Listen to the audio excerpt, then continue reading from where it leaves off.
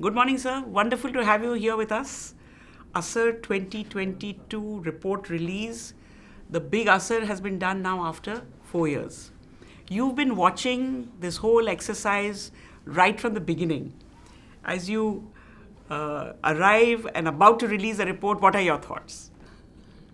I think when I look at it, we started ASAR first in 2005, and over the years, it's really gaining a lot of credibility and importance. And I think that ASAR has been used by government and by other agencies to improve the status of education. So I'm really happy that what ASAR has achieved over time. I know that there were questions in the early years at how credible it is and is there a bias, but over time I think that has now gone away and it's looked upon as really good, reliable data to form policies and to make changes.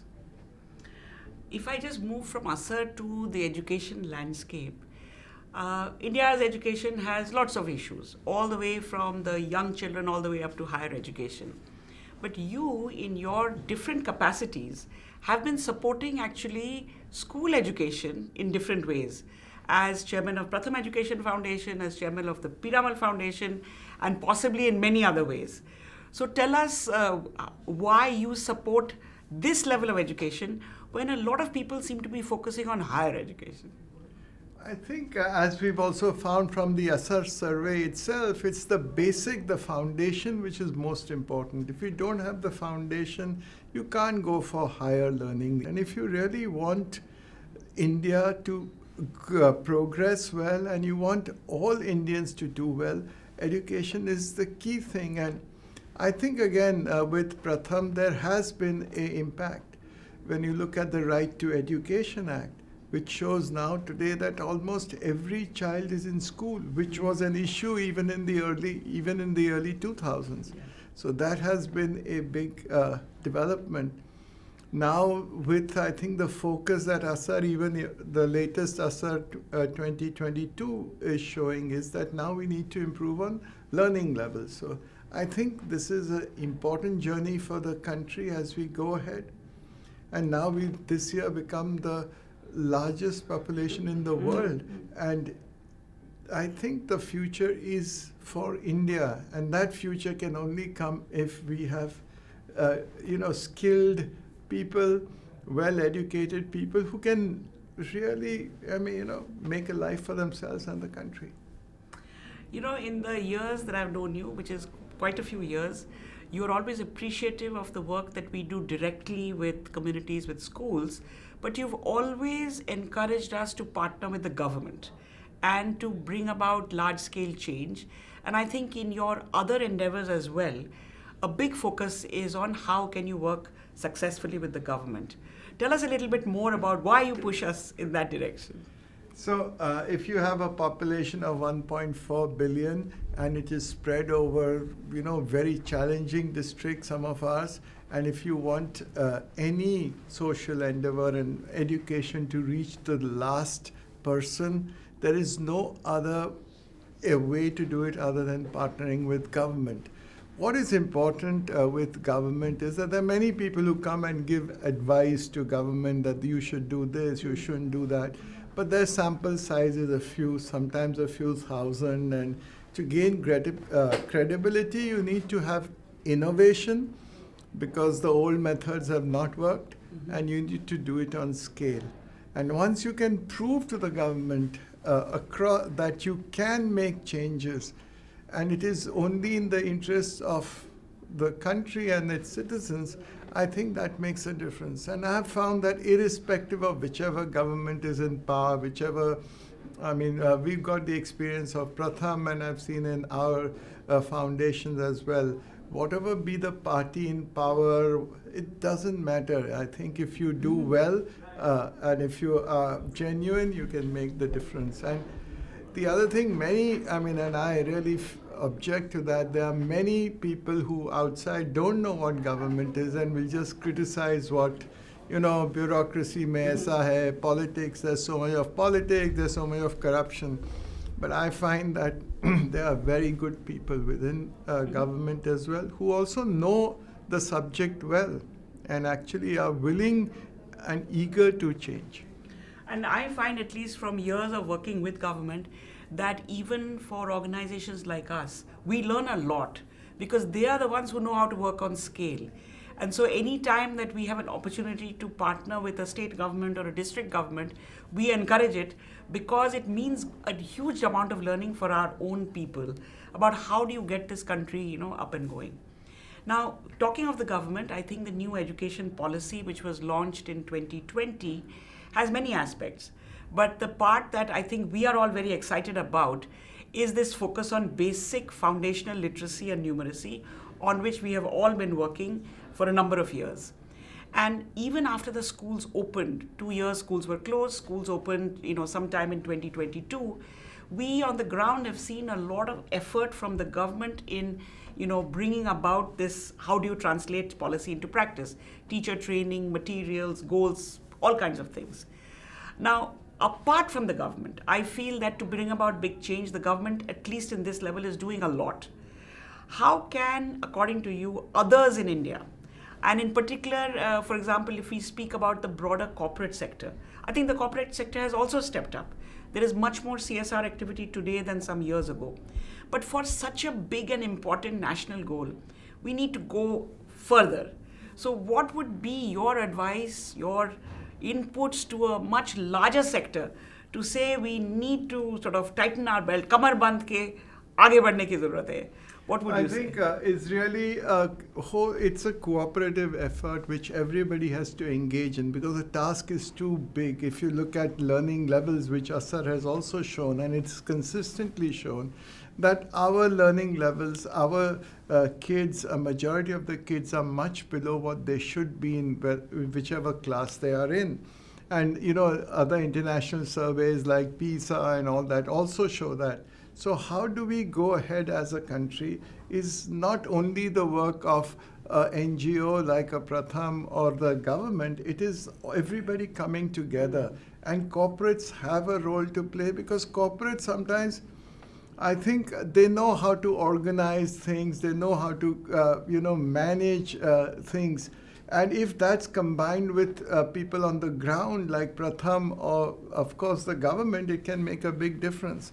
So, for instance, in the Piramal Foundation, we found that we are making a big initiative now to start a sort of institute where we train government officials, whether they are the middle level people, on how to manage the education as well. The budgets of the government of India and education sector are probably the largest in anything. But how do you make a change? And so similarly, I think there are many corporates can do a lot of such stuff.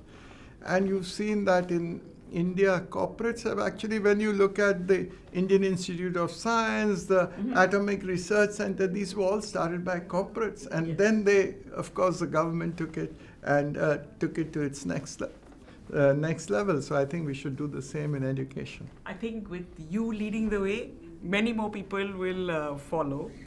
We, as you know, in Pratham have a very large young team members, and we also work a lot with volunteers who also tend to be youth, basically.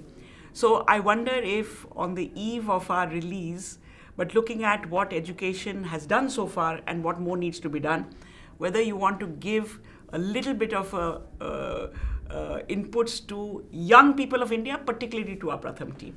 And if you थोड़ा सा हिंदी में भी अगर आप बोले तो और भी अच्छा होगा. देखिए, आज भारत के जो अगर आप युवा देखेंगे तो youngest nation in the world होगा और ये सबसे ज़्यादा I think that is the biggest asset जो अपने भारत में है. आप and I see the future of India coming through the young people.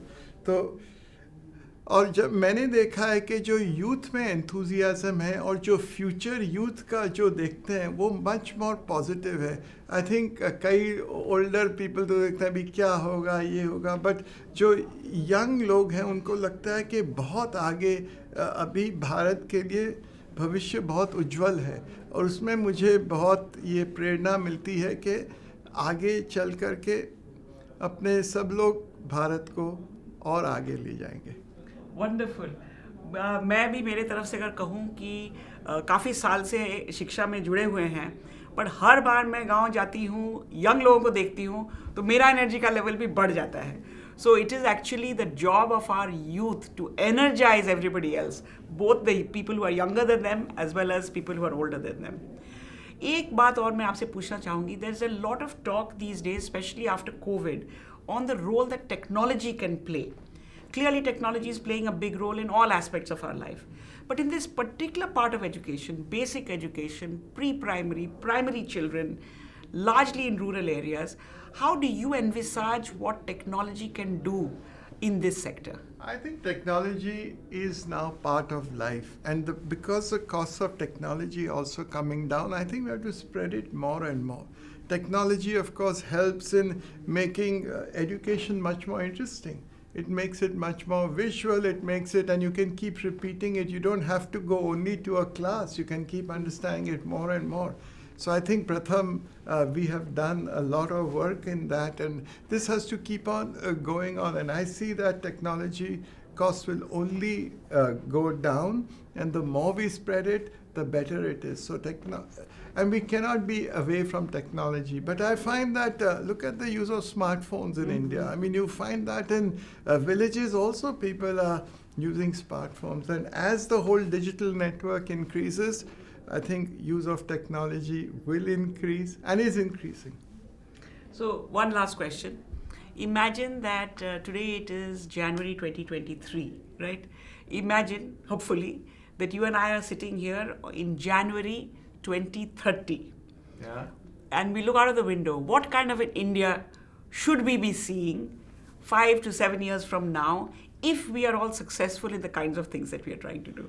I think the type of India we should see is that where every young person from the remotest village should be able to stand up compared to anybody else from an urban village, and stand up on the basis of his ability to communicate, his ability to do whatever else anybody from urban India does. I think that is the future. And actually I see that a lot of change is happening in India. I mean, look at, let's say, the example of a cricket team. When I was young, you were not there maybe. The cricket players would only come from the big cities like Mumbai, Chennai, Calcutta, Delhi or somewhere. Now where do you find captains coming from? Look at Dhoni, from where did he come? And every day you find somebody from a most, economically backward society coming up and playing in India. You look at what happens in all other sports.